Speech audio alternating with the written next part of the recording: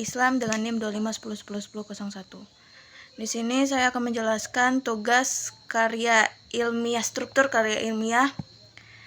Saya akan menjelaskan abstrak pendahuluan dengan judul dampak positif dan negatif penggunaan AI pada proses penyelesaian tugas mahasiswa. Perkembangan teknologi pada saat ini berkembang sangat pesat dan pasti memberikan berbagai dampak signifikan terhadap pendidikan. Kecerdasan buatan ini sedang marak-maraknya sehingga bisa membuat mahasiswa menjadi terlena dengan kecanggihan ini. Di zaman serba digital seperti sekarang ini telah banyaknya digunakan kecerdasan buatan, salah satunya yaitu AI atau Artificial Intelligence. Di kalangan mahasiswa, penggunaan AI telah menjadi hal yang lumrah baik dalam proses pembelajaran maupun penyelesaian penugasan. Namun, mahasiswa banyak yang menggunakan AI tanpa memikirkan dampak positif dan negatifnya. Tujuan penelitian ini adalah ingin mengkaji bagaimana AI ini bisa memiliki dampak positif dan negatif bagi mahasiswa. Penelitian ini bersifat kualitatif dalam penelitian yang telah ada dan dianggap sebagai data primer dan sekunder. Pelaksanaan penelitian ini dilakukan di kampus IAIN Kerinci yang melibatkan mahasiswa semester 1 kelas 1A pada angkatan 2025 dan 2026 dengan jumlah 25 mahasiswa. Perkembangan teknologi ini dapat memberikan peluang baru di dalam implementasi pendidikan dengan cara yang berbagai macam. Di zaman era serba digital seperti sekarang ini telah banyak diciptakan aplikasi yang canggih, salah satu contohnya aplikasi AI.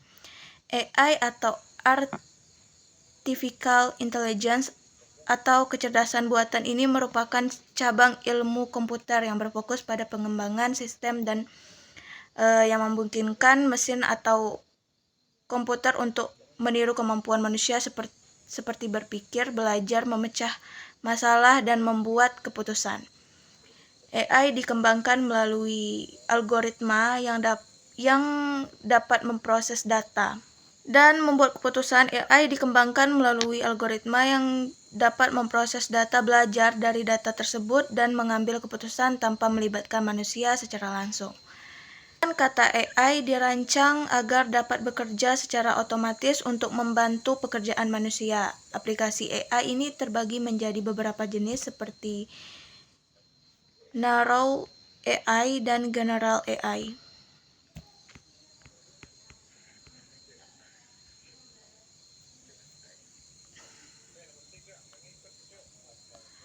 Penelitian sebelumnya terkait dampak penggunaan AI mengemukakan bahwa penggunaan kecerdasan buatan AI ini dapat mempermudah proses di dalam penulisan serta mempercepat kecerdasan buatan AI ini akses informasi, akan tetapi terdapat juga dampak negatifnya, misalnya seperti meningkatkan risiko penurunan kemampuan berpikir kritis dari mahasiswa.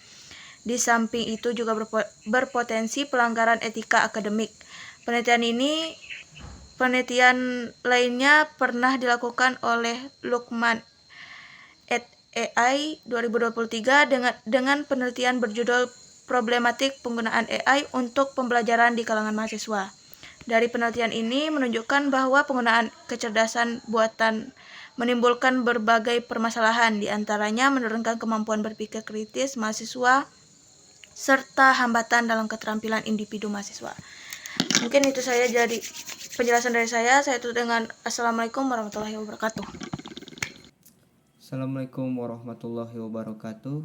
Perkenalkan, nama saya Zikril Hakim dengan NIM 251010101014. Saya di sini akan menjelaskan tugas bahasa Indonesia yaitu karya ilmiah yang berjudul Dampak Positif Negatif Penggunaan AI dalam Tugas Mahasiswa. Saya di sini akan membaca kesimpulan dan saran.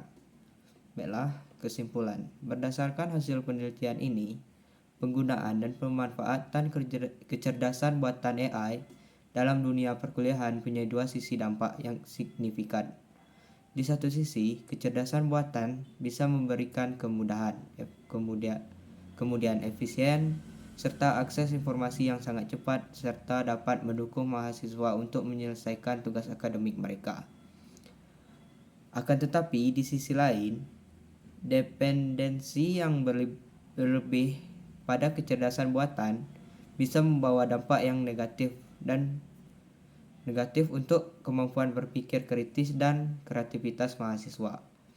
Mahasiswa akan cenderung mengandalkan kecerdasan buatan yang digunakan dalam proses penyelesaian tugas tanpa melalui proses berpikir mendalam bermakna yang bisa menyebabkan melemahnya juga keterampilan berpikir kritis, analitis, dan kreativitas mahasiswa.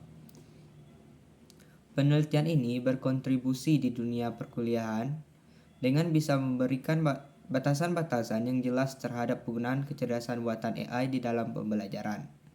Hasil identifikasi di dalam penelitian ini bisa dikatakan menunjukkan kecerdasan buatan AI bisa membantu mahasiswa untuk mencari ide, referensi, dan memeriksa jawaban dari tugas-tugas. Tetapi jika pemanfaatannya tidak seimbang, kecerdasan buatan bisa berpotensi menggantikan kemampuan mahasiswa di dalam berpikir secara mendalam dan bermakna.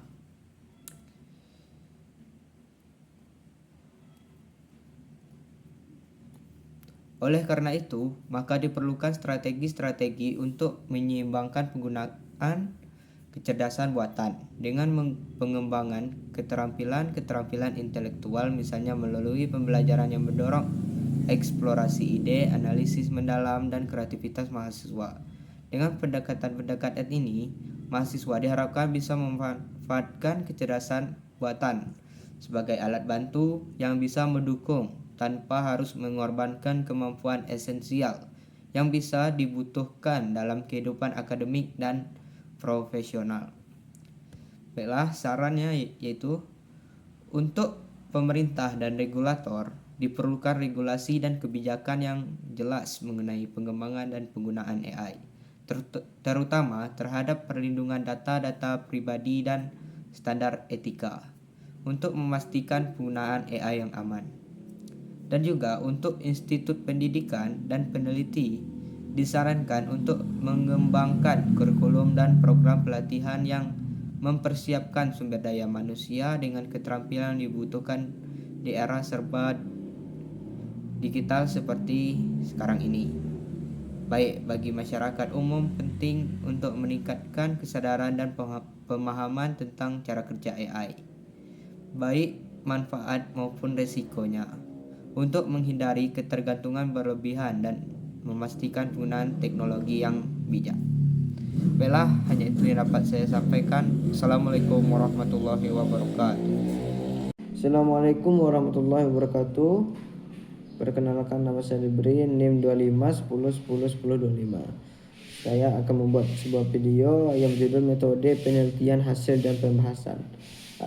Metode penelitian hasil dan pembahasan adalah tahapan krusial dalam riset di mana hasil menyajikan temuan data mentah secara objektif, angka, statistik, menggunakan tabel atau grafik, sedangkan pembahasan menginterpretasikan makna temuan tersebut, menghubungkannya dengan teori atau studi lain, serta mengulas implikasinya, menjawab pertanyaan penelitian, dan mengakui keterbatasan riset.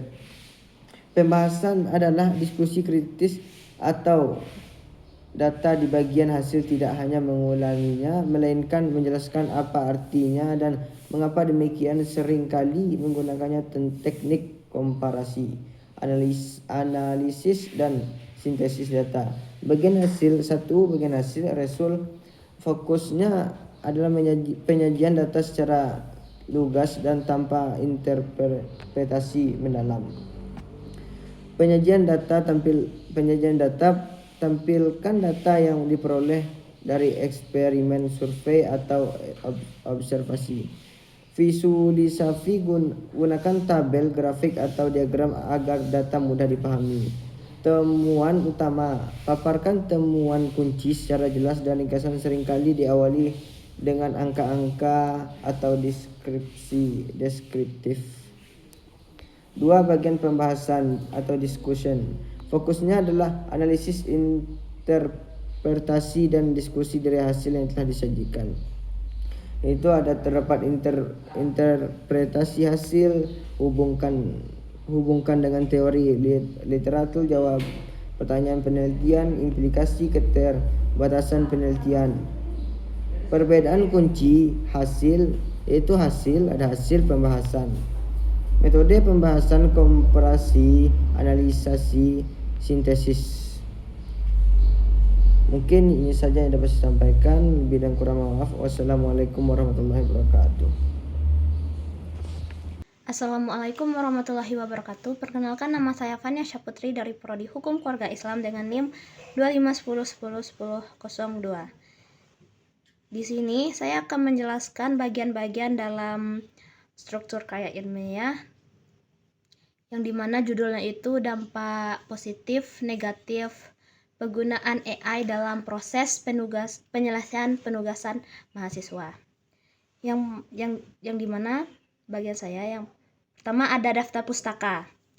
Di daftar pustaka ini berisi tentang pendapat para peneliti yang sudah ada, seperti pendapat Ali N. Hayati, M. Faiza, R. Khaira A.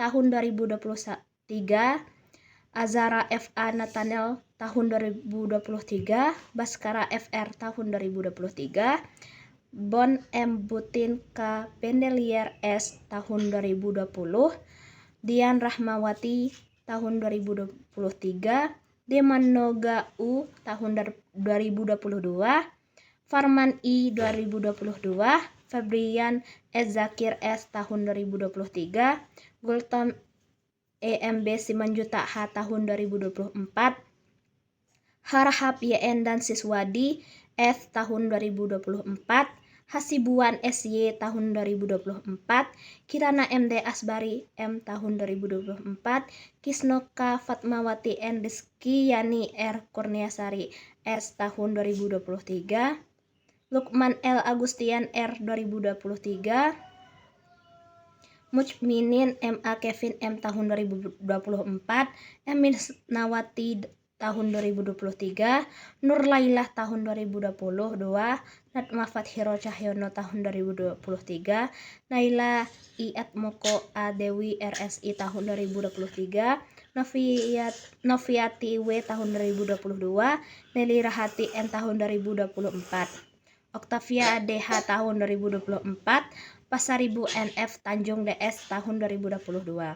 Dan di tahun 2020. Dan di bagian lampiran berisi tentang wawancara kami dengan subjek. Kami mewawancarai dari kelas 1 HKI yang dimana kelas ini berisikan 25 anggota mahasiswa, tetapi kami hanya mengambil 3 mahasiswa saja untuk dimintai pendapat tentang dampak AI ini. Lalu di sini saya mengucapkan terima kasih untuk sebesar-besarnya kepada pihak yang telah terlibat dalam proses karya ilmiah kami ini. Baik, itulah penjelasan dari saya. Jika ada kesalahan saya mohon maaf. Wassalamualaikum warahmatullahi wabarakatuh.